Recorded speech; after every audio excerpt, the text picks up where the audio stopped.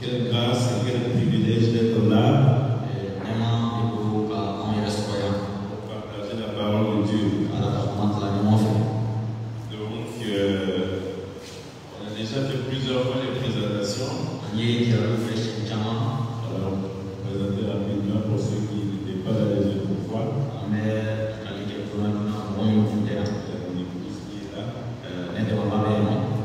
Je suis ici. Il y a notre soeur Marie-André et notre frère Nassir qui est du Niger. On a d'autres personnes qui sont restées à la maison. Avec sœur Patricia, avec le fils spirituel, le Rosine, et les enfants, deux enfants biologiques, et Jérémie. Alors, je ne veux pas être long ce matin. On va prier avant de commencer. Seigneur, on te rend grâce pour ta fidélité. Quelle joie et quel privilège d'être là ensemble. Nous te bénissons pour qui tu es. Nous te remercions pour ta fidélité. Nous voulons te donner toute la gloire. Parle-nous, inspire-nous, et tout ce qui va être fait soit pour ta gloire. Dans le nom de Jésus. Amen. Il y a le frère bien-aimé, le docteur Alain, qui était assis tout à l'heure, qui a dû sortir.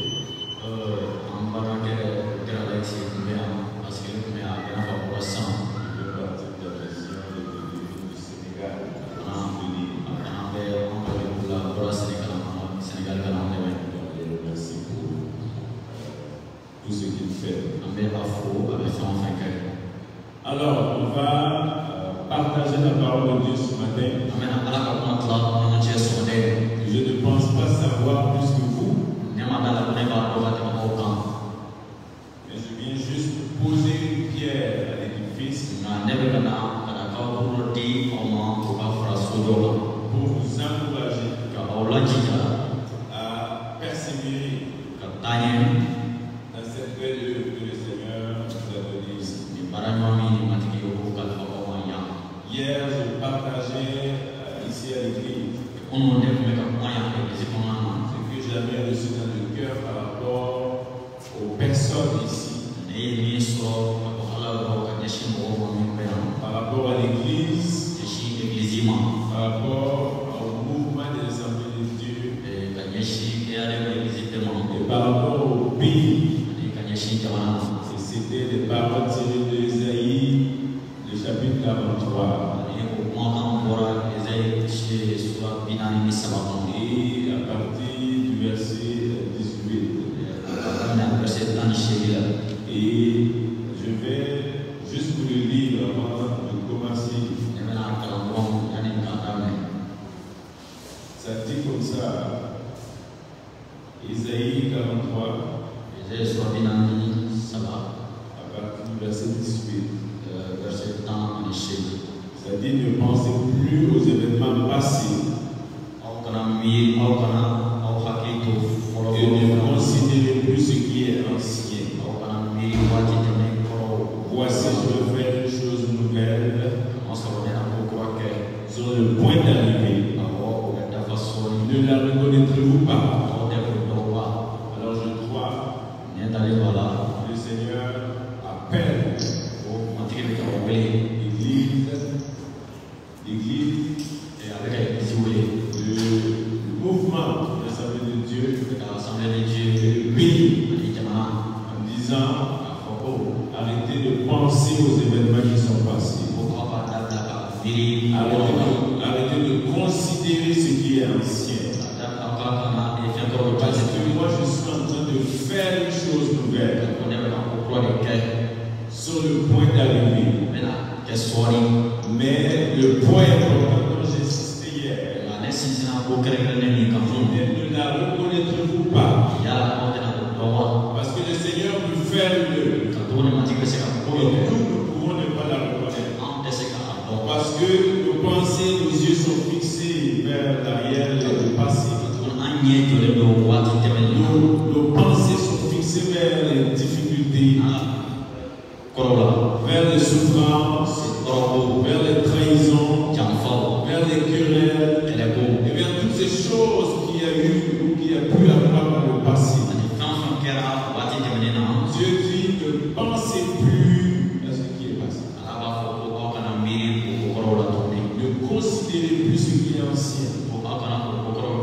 Hier, je disais à l'église, ils ont répété plusieurs fois. Le passé n'était passé. Il n'y a rien que vous pouvez faire avec ce qui est passé. Bien sûr, on peut tirer des leçons. On peut apprendre de nos erreurs. Vous ne pouvez pas retourner dans le passé privé. Alors, je viens de la part de Dieu vous rappeler en tant que leader responsable. Arrêtez de regarder vers le passé. Parce que Dieu est en train de faire quelque chose de nouveau. Quelque chose de nouveau pour ce pays. Quelque chose de nouveau pour ce peuple. Quelque chose de nouveau pour l'Église. Et la responsabilité surtout des leaders, c'est de discerner ce que Dieu est en train de faire. C'est votre responsabilité aussi ce matin. De discerner ce que Dieu est en train de faire et de le reconnaître. Alors je résume en quelques secondes et minutes ce que j'ai partagé hier. Mais mon thème ce matin, est-ce que mon micro est bon? Je sens un financement ici, la technique.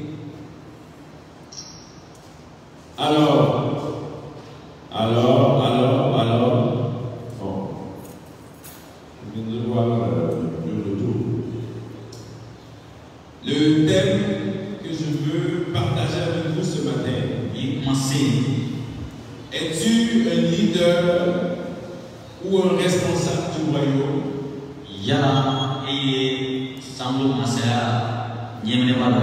Ou es-tu un leader ou un responsable des royaumes?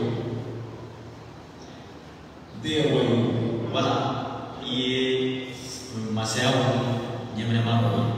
Es-tu un leader du royaume? Ou un leader des royaumes? Es-tu un responsable du royaume?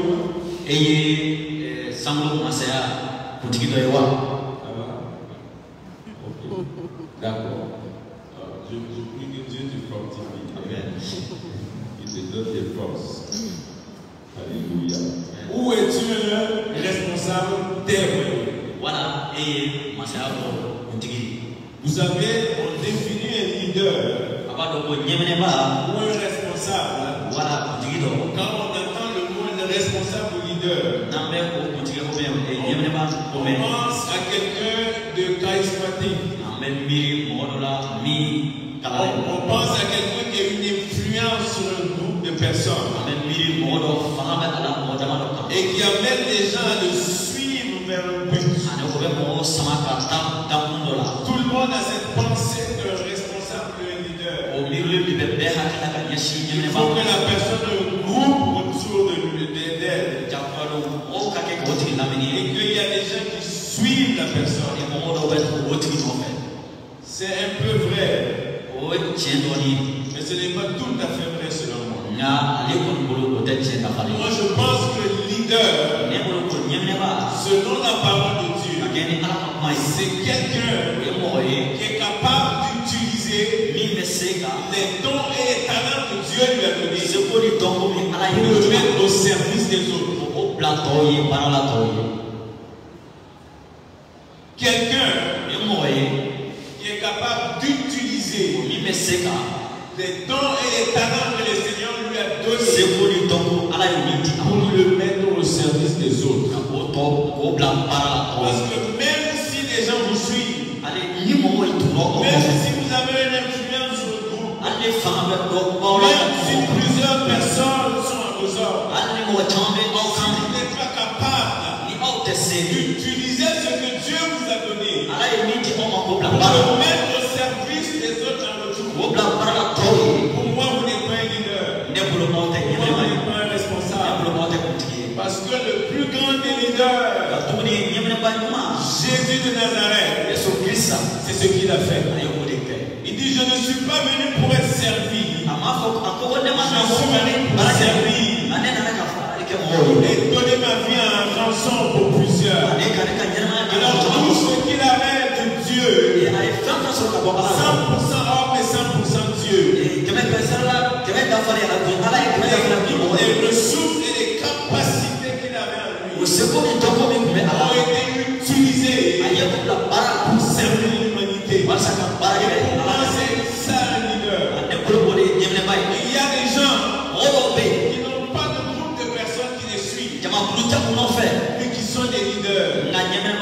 Si vous prenez l'exemple d'une maman, elle a 25-50 personnes qui la suivent. Elle a reçu les talents et les capacités de Dieu dans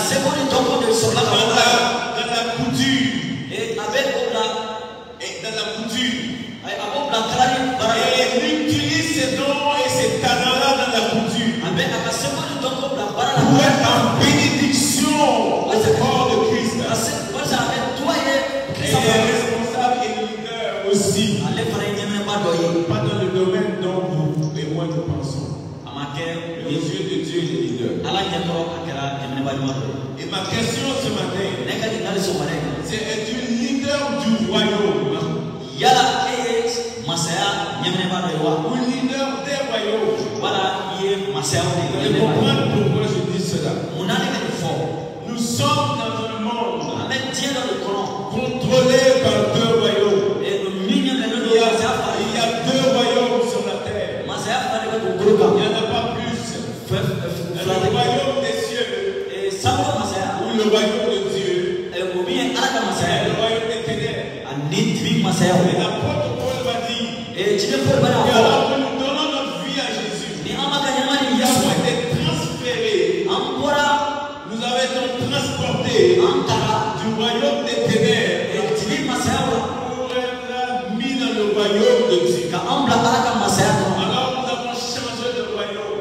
Nous sommes maintenant dans le royaume des cieux. Mais j'aimerais juste m'arrêter quelques minutes ce matin pour parler de ces points royaumes. Quand on dit le royaume des cieux ou un royaume, c'est une zone, une sphère qui est influencée par un roi. En anglais, le mot royaume, c'est dit kingdom. King pour roi et dom pour domaine. La sphère, la terre, du domaine. Dans le mot royaume, il y a un roi dedans, puis il y a un domaine. C'est ça qui constitue un royaume. Alors le royaume des cieux, c'est le domaine, l'endroit, la sphère où le roi Jésus règne. C'est vrai que toute la terre appartient à Dieu. C'est vrai que toute la terre a été créée par Dieu. Mais la royauté de Jésus et de Dieu ne sont pas acceptées partout. C'est pour ça que le but de l'Église, c'est d'étendre le royaume. Le royaume commence où? Le royaume, il est plus que physique. Il est spirituel. Et le royaume commence dans nos cœurs. Parce Dès le moment où nous donnons notre vie à Jésus, le royaume de Dieu vient s'établir en nous. Parce que le roi vient prendre sa place dans nos cœurs. Jean va dire, répandez-vous, changez de mentalité, parce que le royaume de Dieu est proche. Et Jésus, en arrivant, qui est le roi du royaume, va dire, répandez-vous, car le royaume des cieux est là. Sans roi, il n'y a pas de royaume. Sans roi, il n'y a pas de royaume. Et quand Jésus est venu sur la terre, il n'est pas venu établir une religion. Il est venu pour établir et manifester le royaume des cieux. Et pour ça, vous allez lire dans le Nouveau Testament et lire les écrits des Actes. Quand vous allez entendre plusieurs fois le royaume des cieux.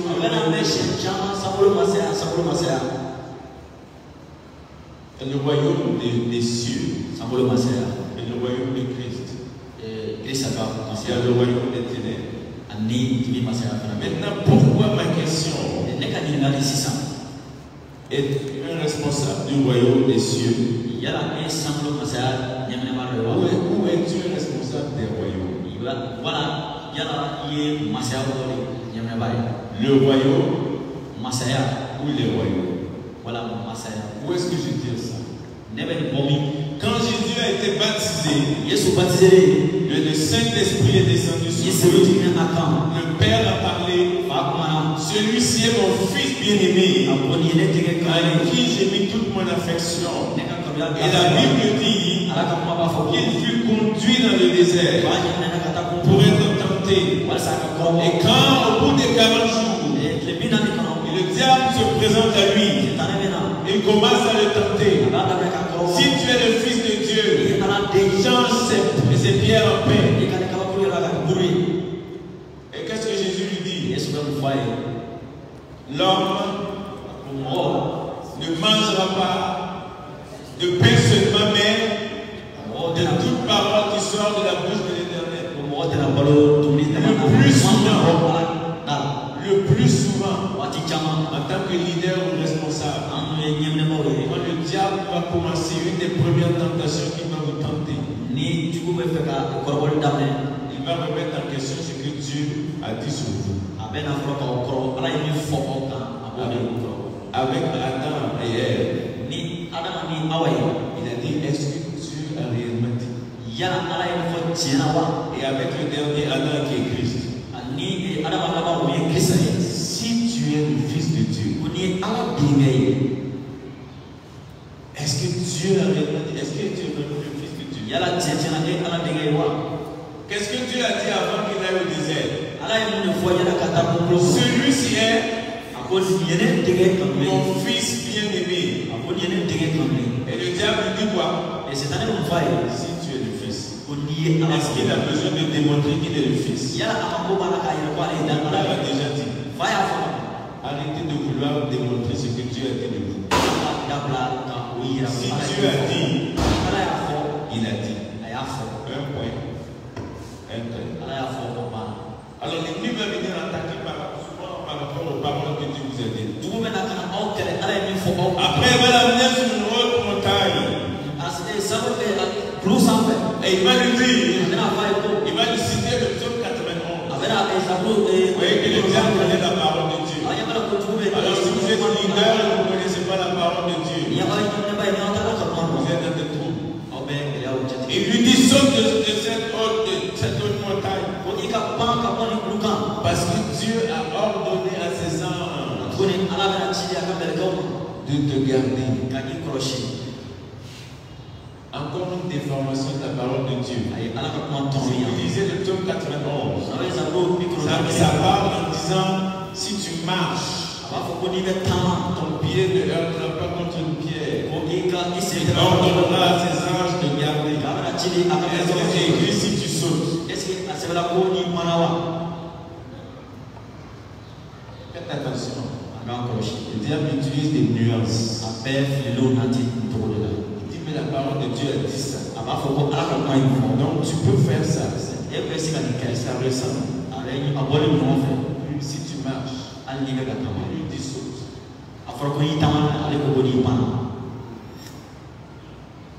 Des fois je fais une blague.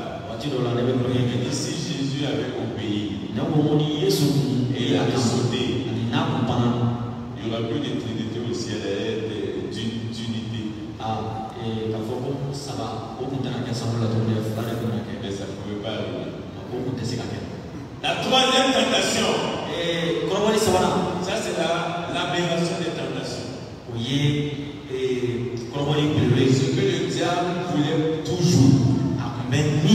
Si vous lisez Ésaïe et Ézéchiel, vous allez voir la destruction de Lucifer. Il marchait au milieu des pierres étincelantes. Il était parfait en beauté et en sagesse. À cause de cette beauté-là, de la gloire qu'il avait, il s'est enorgueilli. Et il a voulu prendre la place de Dieu. Il a été précipité. Donc le diable l'a vu et il voulait lui aussi être adoré. Et il a dit à Jésus, si tu te prosternes et m'adores, je te donnerai tous les royaumes de la terre. Car elles ont été donnés. En tant que leader, vous serez aussi testé sur votre intégrité. Le diable vous dit, si tu te compromets dans ça, je te donnerai tout ce que tu désires. Si tu te prosternes et m'adores. Et avec les assemblées de Dieu, il ne dit même pas prosterner parce qu'il sait que vous ne voulez pas. Il dit, si tu t'inclines un peu, et m'adores un peu, je te donnerai la gloire.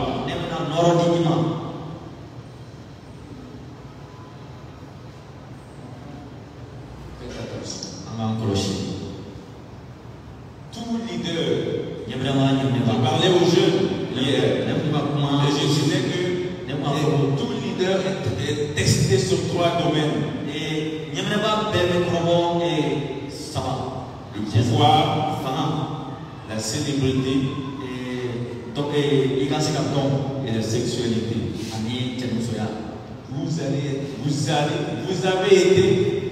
Vous êtes et vous serez testé dans ces 3 domaines. Si vous ne passez pas le test de ces 3-là, vous ne pouvez pas être un responsable. Mais si vous êtes un responsable, vous devez aller vous asseoir.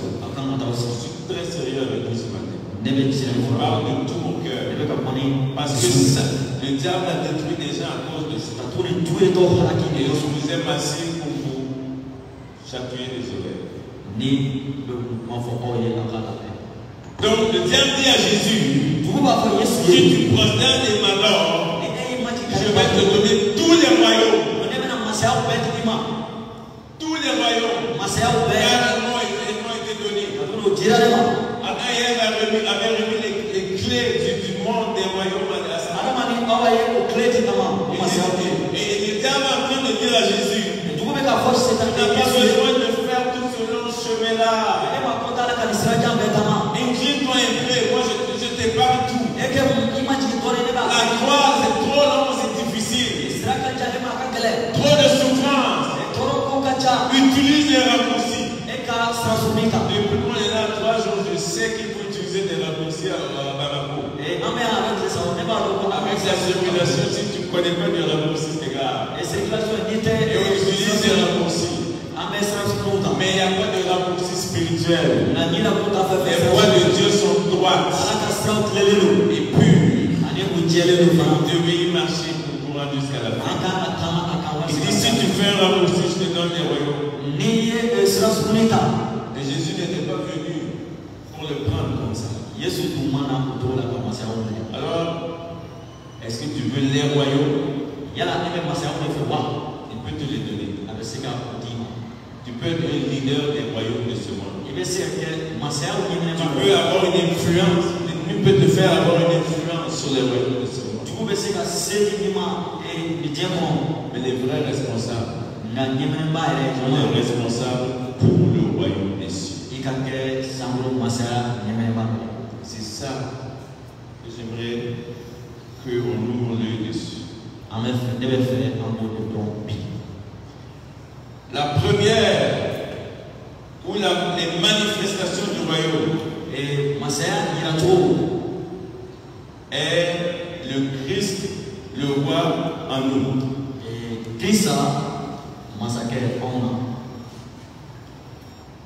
Jésus a dit, si quelqu'un m'aime, il gardera ma parole, et mon Père l'aimera. Nous viendrons à lui, et nous ferons notre demeure à lui. Quand Christ, par son Saint-Esprit, vient à vous, vous devenez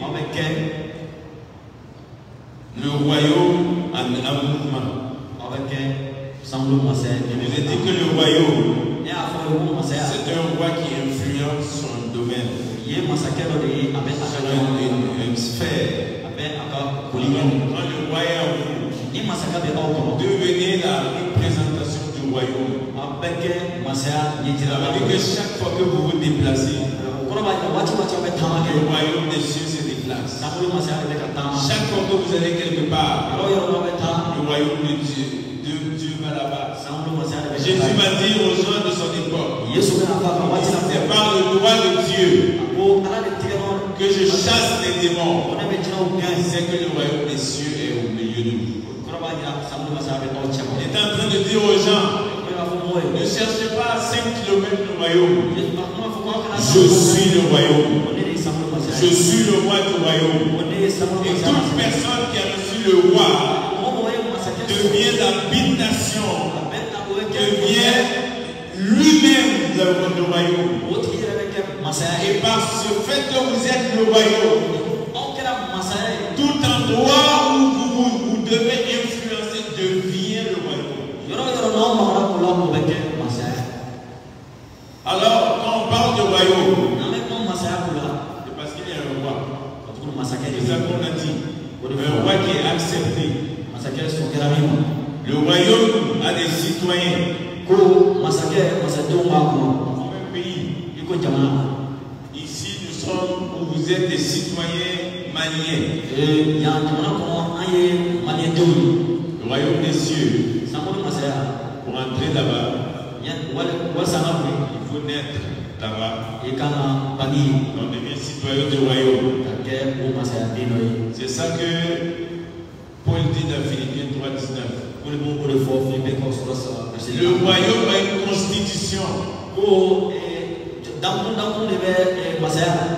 Le Mali a une constitution, n'est-ce pas? Sinon, ce serait pas un pays. Le royaume aussi a une constitution. Vous connaissez la constitution du royaume?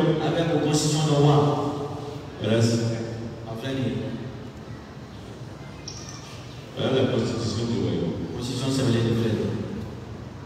Le roi a tout écrit ici.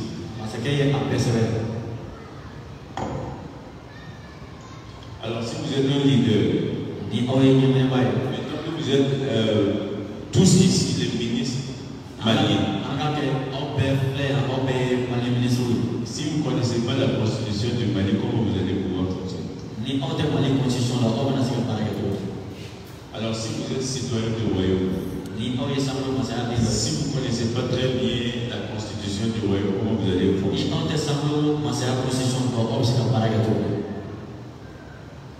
C'est la base.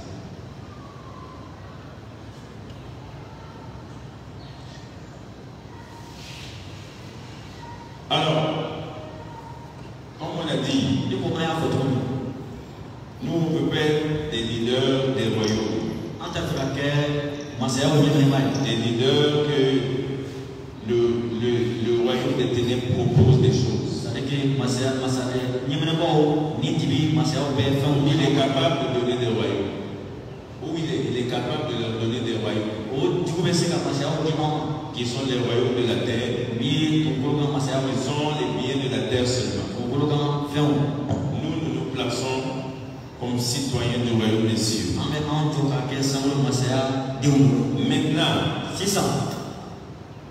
un leader du royaume, quelles sont ses caractéristiques? Les responsables du royaume des cieux que vous êtes. Quelles caractéristiques on devrait voir en vous? La première chose, c'est que le leader du royaume marche dans une intimité avec le roi. Vous ne pouvez pas être un leader sans marcher en étroite collaboration avec le roi. C'est impossible. Aucun ministre ici au Mali marche très loin du président.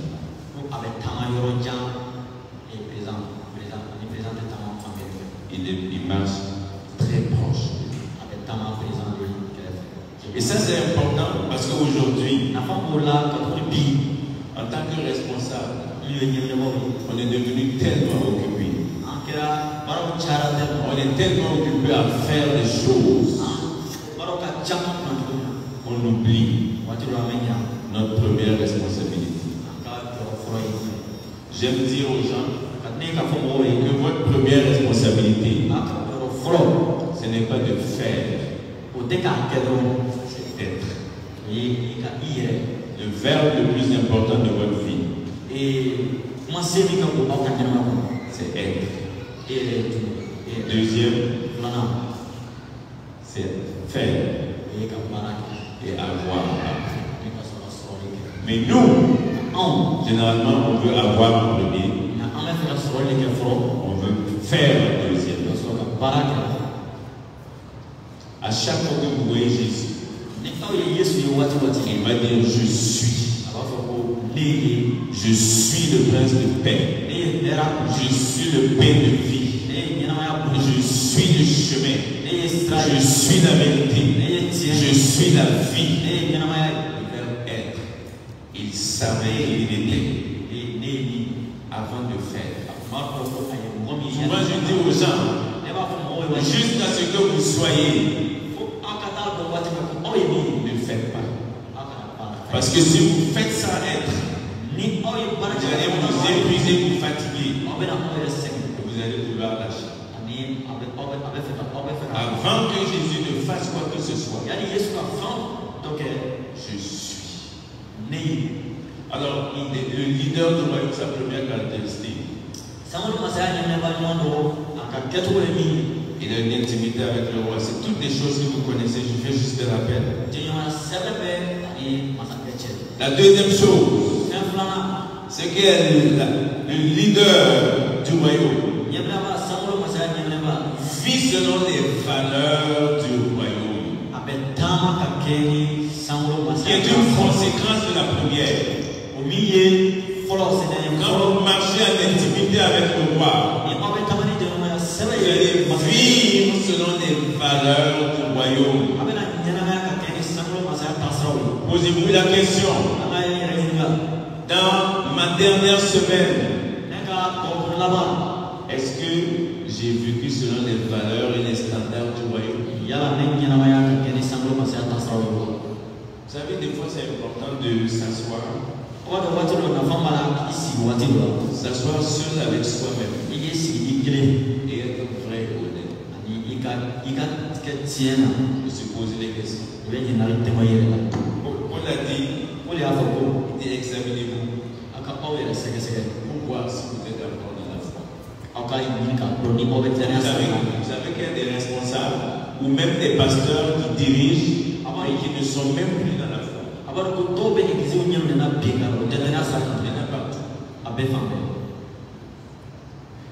Est-ce qu'on marche selon les valeurs? Est-ce que votre vie de tous les jours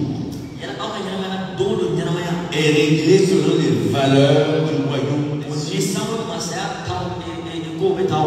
Si vous êtes citoyen malien, vous vivez selon les valeurs du Mali. Mais si vous êtes citoyen du royaume, des cieux. Et vous ne vivez pas selon les valeurs du royaume. C'est un problème.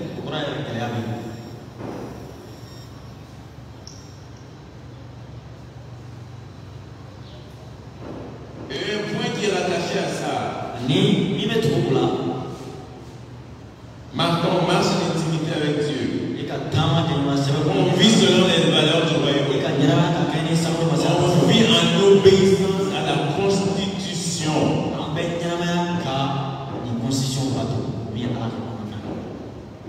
Vous savez, Dieu est plus sage et intelligent que les hommes. Même les entreprises. Quand vous commandez une pièce neuve dans une boîte, ça vient avec quoi?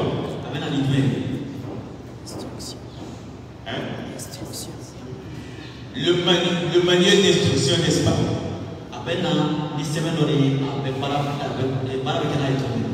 Qu'est-ce que le manuel vous dit?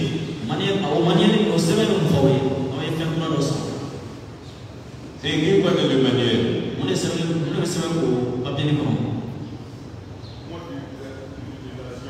Voilà. Voilà.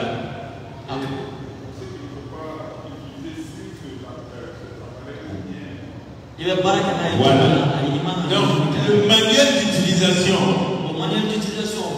vous dit ce que vous devez faire avec l'appareil. Ce que vous ne devez pas faire avec l'appareil. Je ne sais pas s'il y en a ici, mais au Canada, dans le manuel de l'utilisateur,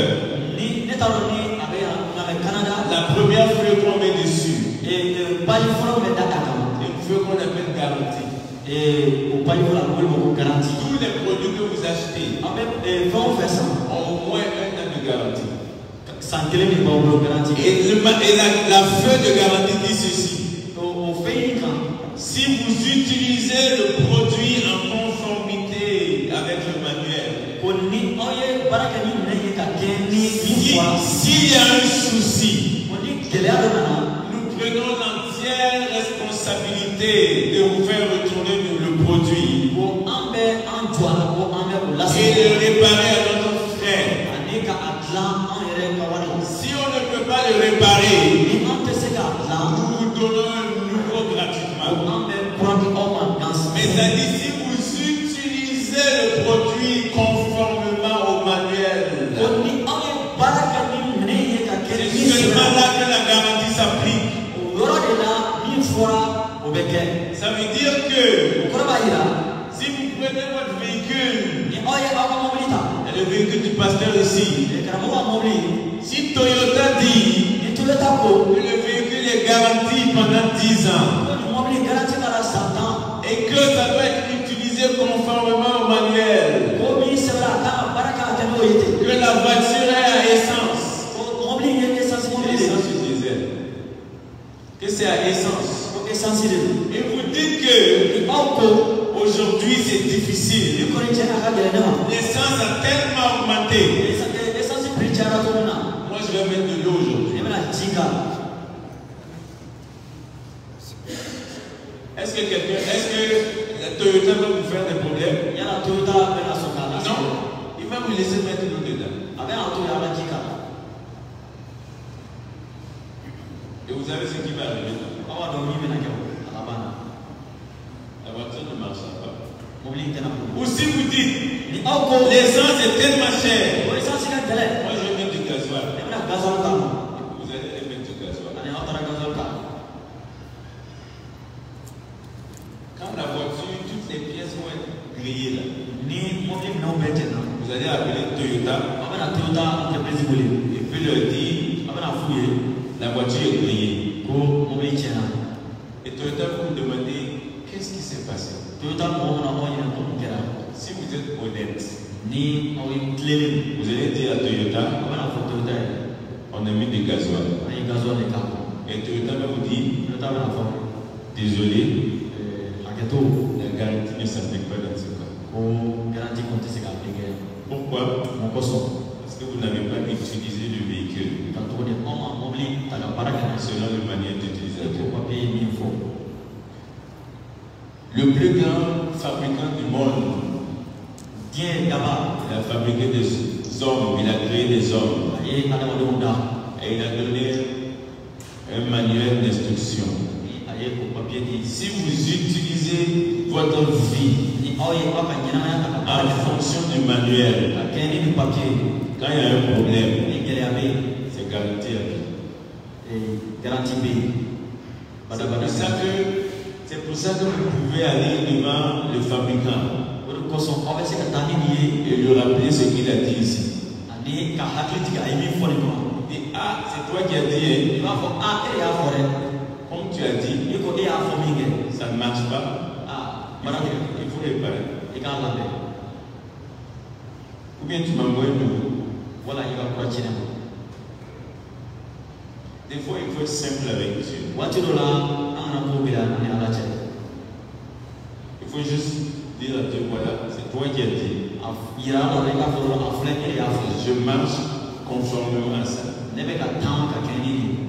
Ça marche pas. Mais si vous ne marchez pas conformément à ça, vous allez dire quoi à Dieu? Seigneur, on a lu le manuel. Mais il y a des parties du manuel qui ne s'appliquent pas à toutes les assemblées de Dieu. Donc on a fait un peu comme on voulait. Mais ça a gâté. Dieu va vous dire désolé. Ça c'est pas garanti.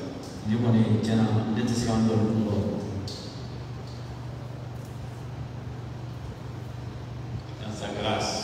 Des fois, moi-même des pièces de garantie.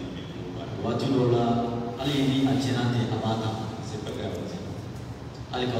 Alors, vous ne pouvez pas être un responsable qui ne marche pas en conformité avec le manuel de Dieu. Impossible. Impossible.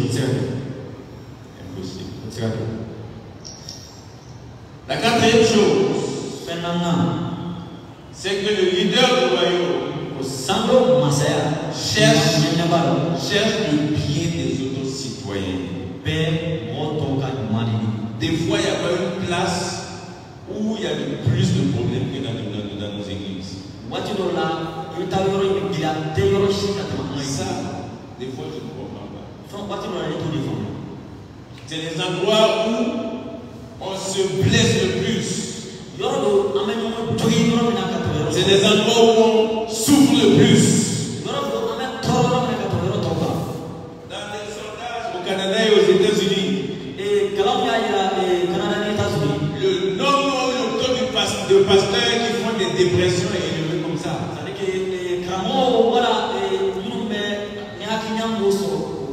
Et il faut qu'ils aillent consulter parce qu'ils arrivent. Jésus a dit, au parler en langue, on reconnaîtra que vous êtes mes enfants, n'est-ce pas? Non. Au nom de dîmes que vous recevez, on reconnaîtra que vous êtes mes enfants. C'est ça, hein? Merci. À l'amour, on reconnaîtra que vous êtes mes disciples. Un leader sans amour, peu importe comment vous êtes charismatique, peu importe la puissance que vous dégagez, peu importe l'amour, peu importe le nombre de personnes que vous traînez derrière vous, si vous êtes un responsable, si vous êtes un leader et vous n'aimez pas les enfants de Dieu, vous êtes un faux leader, vous devez aller vous asseoir. Je le dis avec conviction et force et ferveur, parce que ce n'est pas la parole de Dieu, ce n'a jamais été la parole de Dieu. Dieu lui-même a décidé pour un monde qui ne l'aimait pas, pour un monde qui était contre lui, il a décidé d'aimer l'humanité, de donner son fils, afin que ces méchants et ces persécuteurs soyons sauvés. Alors la plus grande marque de leader, c'est l'amour. Et c'est ce que Jésus de Nazareth a démontré. Je suis très sérieux et implacable avec ça.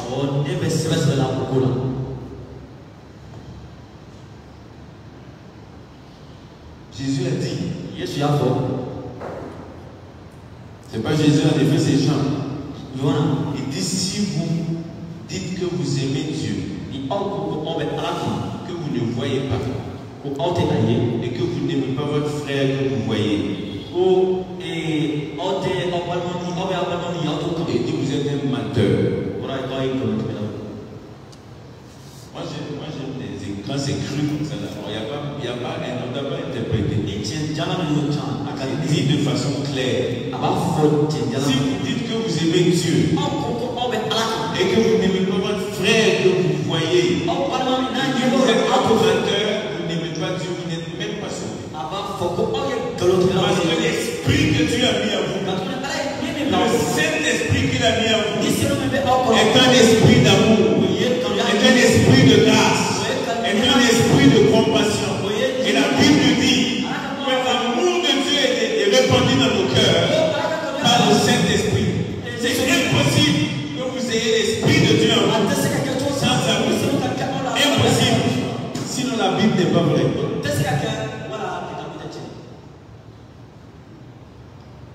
Je parle avec assurance parce que je sais à qui j'écris. Alors, pour l'amour, pour Dieu, c'est non négociable. Et quand vous allez vous aimer les uns les autres, les gens sauront que vous êtes des disciples.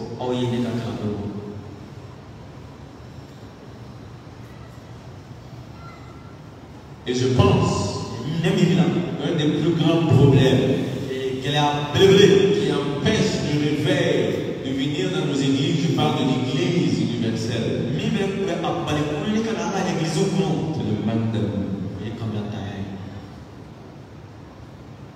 Vous savez c'est quoi une explosion? Une explosion, c'est quand ça explose à l'extérieur. Quand ça explose à l'intérieur, on appelle ça une implosion. Et des fois, nos assemblées sont implosées.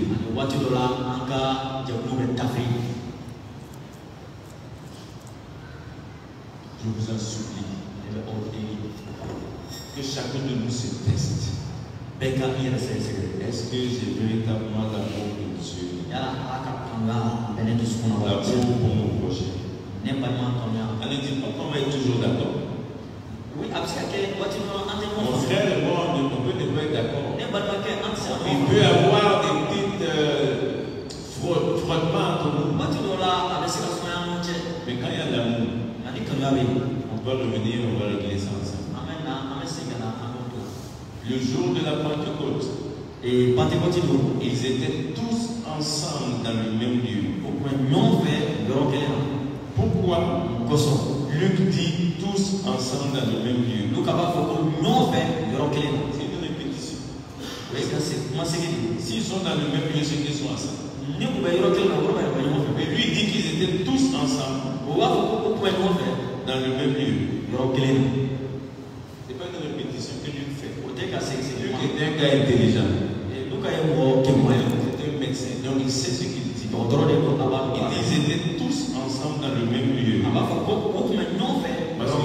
que vous pouvez être dans le même lieu sans être ensemble. Vous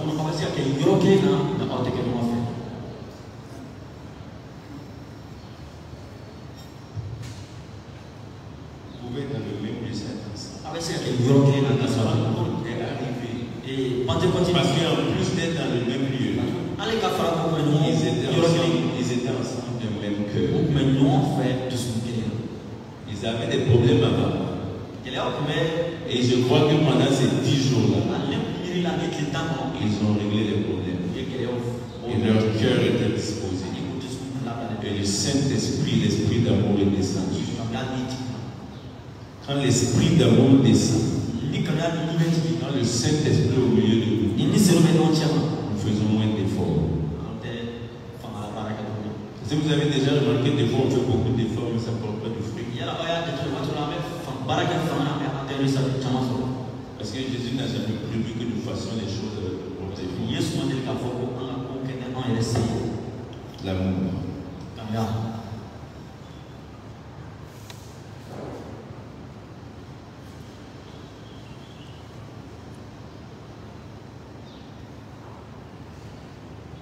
Ensuite, le dernier point. C'est d'ailleurs là-bas.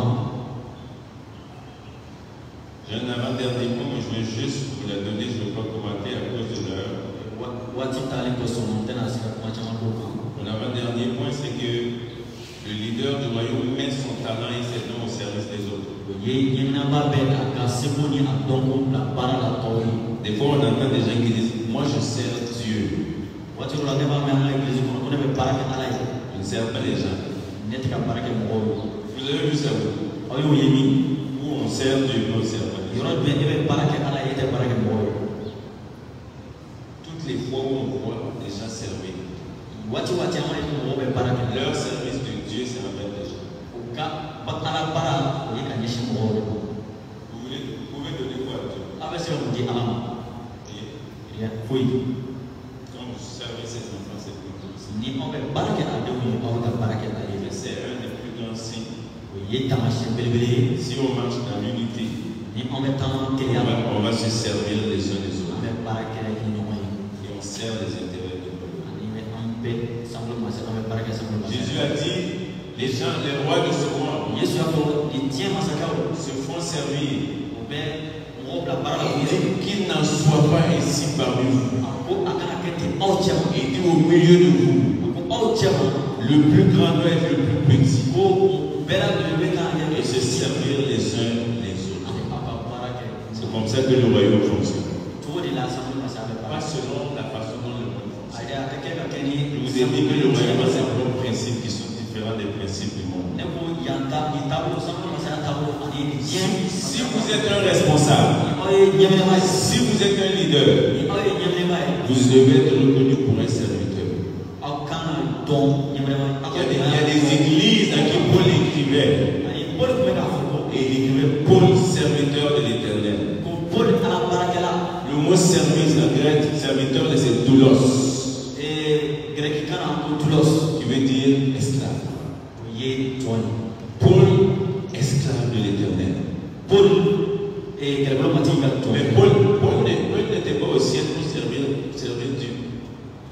Paul n'était pas au ciel physiquement pour servir Dieu. Il servait les gens. Mais pour Dieu. Vous savez, quand vous servez pour Dieu,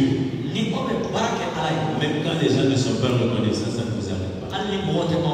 Parce qu'au-delà d'eux, c'est Jésus que vous servez. Mon dernier point.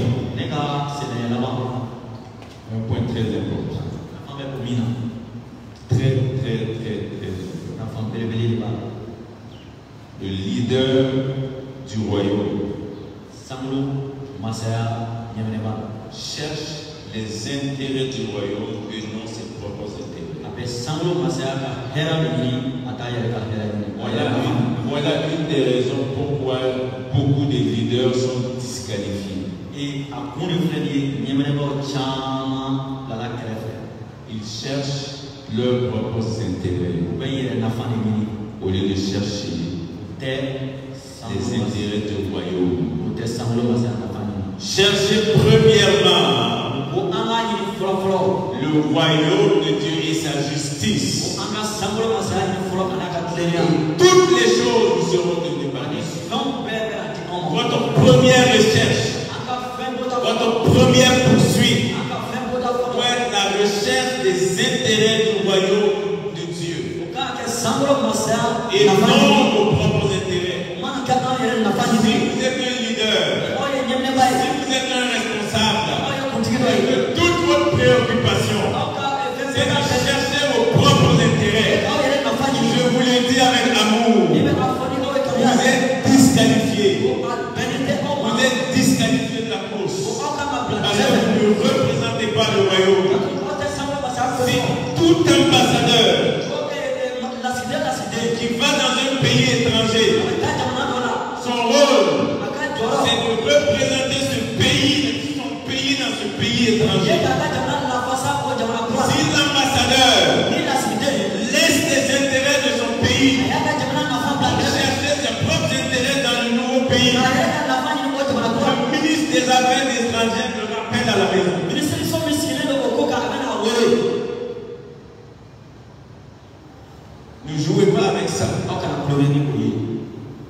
Ne soyez pas rappelés à la maison parce que vous cherchez votre propre intérêt.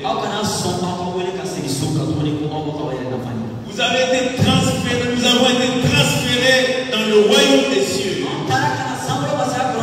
Chercher et servir les intérêts de ce royaume. Et non nos propres intérêts. Jésus cherchait le royaume. Cherchait la justice du royaume. Cherchait les intérêts du royaume. Mettez le royaume en priorité. Et toutes les autres choses que vous êtes en train de chercher vous seront ajoutées. Il ne dit pas de demander ça. Il dit c'est automatique. C'est un ajout. C'est une addition. C'est le principe de l'addition. Qu'est-ce que nous on fait aujourd'hui? On cherche toutes les choses pour nous-mêmes. Et pendant qu'on cherche ça, Dieu fait un trou en bas de la poche. Et tout ce que tu mets, ça va où? Ça tombe. Ça tombe. Ça tombe. Et tu finis par être découragé. Je ne peux pas servir Dieu là, c'est difficile. Moi, je vais laisser. De toutes les façons, si le but de ton service est pour Dieu, ce sont tes propres intérêts. Laisse et tu vas chercher.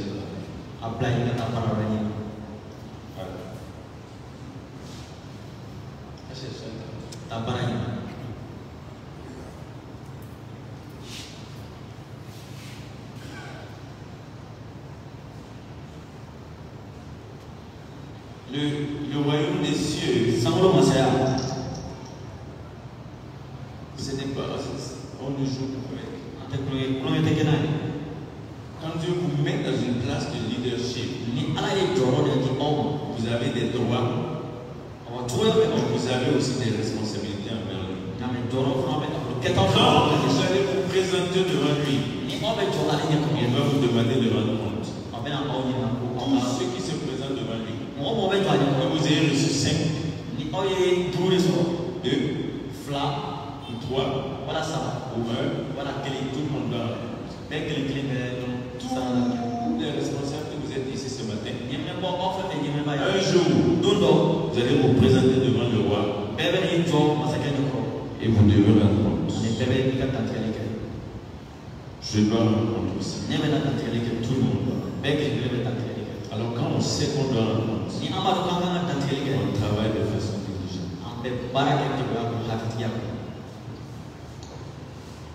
Vous savez, le ministère, ce n'est pas un travail. Quand tu fais un travail, tu attends à recevoir un salaire. Qu'est-ce que nous on peut faire pour Dieu pour lui demander de nous payer?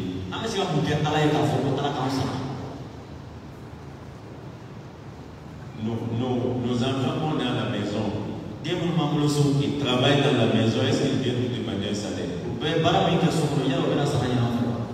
Je ne dis pas que les pasteurs doivent payer, ce n'est pas du tout ça que je dis. Mais je parle du fait que dans notre cœur, le but du ministère, ne doit pas être Seigneur, moi je te sers, mais tu me payes. Non, on sert par amour. On sert pour les intérêts du royaume. Et Dieu fait une addition.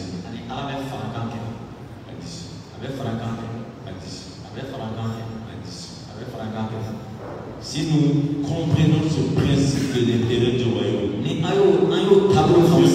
vous garantis qu'il y a des choses qu'on ne demanderait plus à Dieu. L'ambassadeur ne demande pas au président pour sa nourriture, pour sa maison, pour sa protection, et pour tout, c'est automatique. L'ambassade pour voir ça. Alors pourquoi nous passons notre temps à demander ça? Plus on demande, plus on n'a pas. Parce qu'on ne s'occupe pas des intérêts de nous. On cherche nos propres intérêts.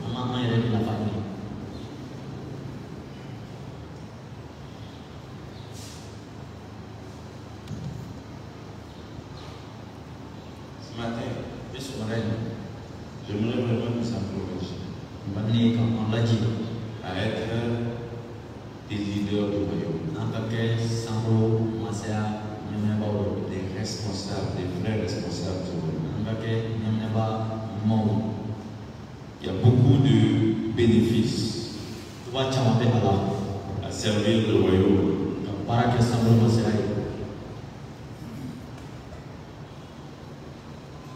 On a mon épouse et moi et tous ceux qui sont là, Dr. Alain. On investit de notre argent et de notre temps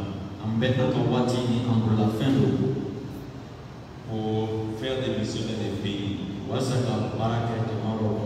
demande jamais rien du tout dans aucun pays. Il y a eu des pays où on a refusé littéralement les offrandes de l'église.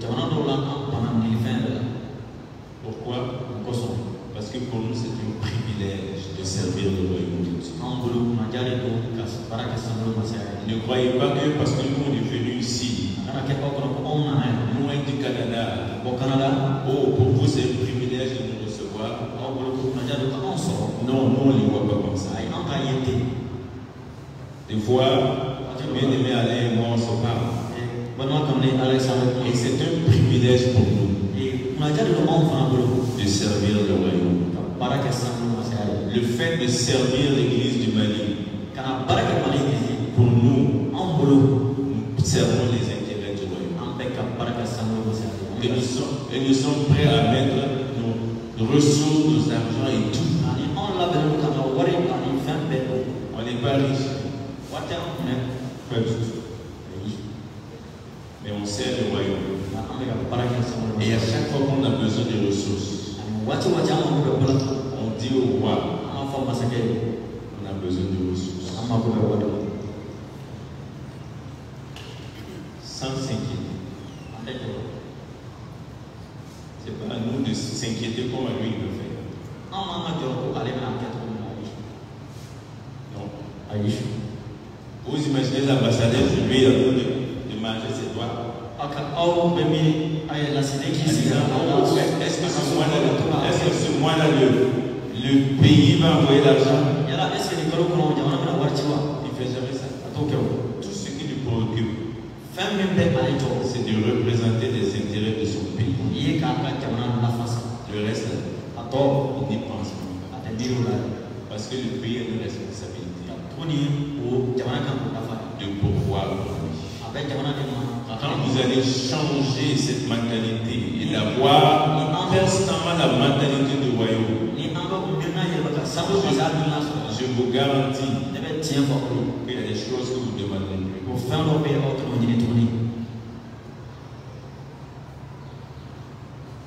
Je prêchais à l'église il y a 2 semaines, 3 semaines, je m'en rappelle plus, et je disais aux gens, et dit quand on veut aller à la mission et on veut aller bénir avec un certain montant,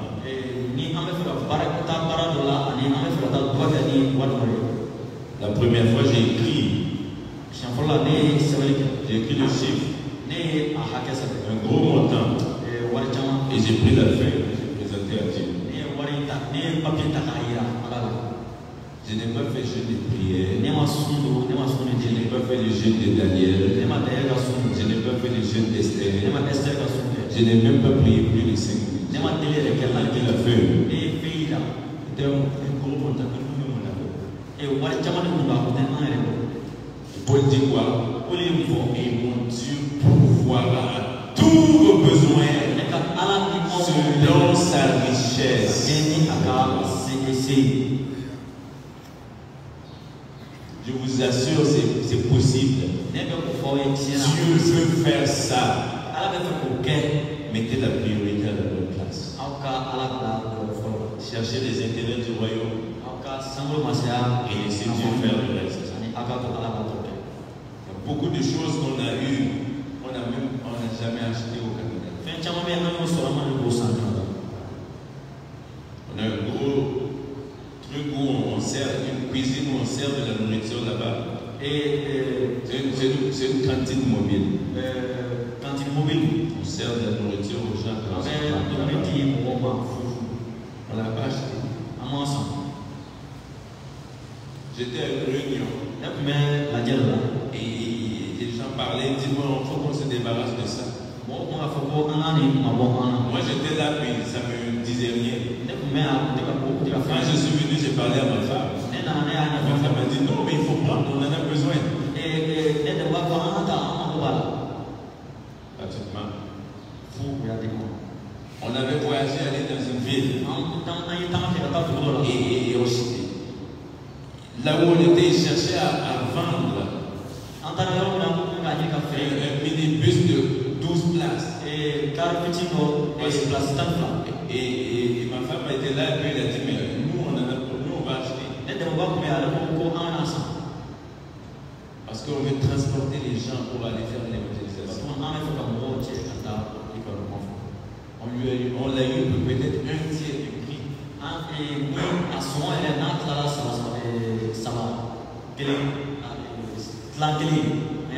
On n'a pas de ressources.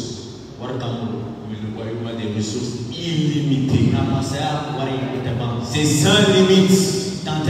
Dieu a dit l'or et l'argent m'appartiennent. Et même s'il n'y a pas d'argent, il peut faire ouvrir un poisson pour prendre de l'or. Jésus s'est déjà inquiété pour des ressources. Jamais de la vie. Il était venu pour le royaume. Alors le roi pour le royaume. Je veux juste vous encourager ce matin. Appliquez ces principes-là. Et si Dieu vous a amené vers là où il a amené. Spécialement si vous êtes des leaders et des responsables. Appliquez ces principes. Allez devant Dieu. Et dites, Seigneur, lequel de ces principes-là je ne pratique pas. Soyez vrais, examinez-vous. Et laissez Dieu faire. Et tu es un leader du royaume. Ou un leader du royaume. On va se tenir debout. Et puis on va terminer.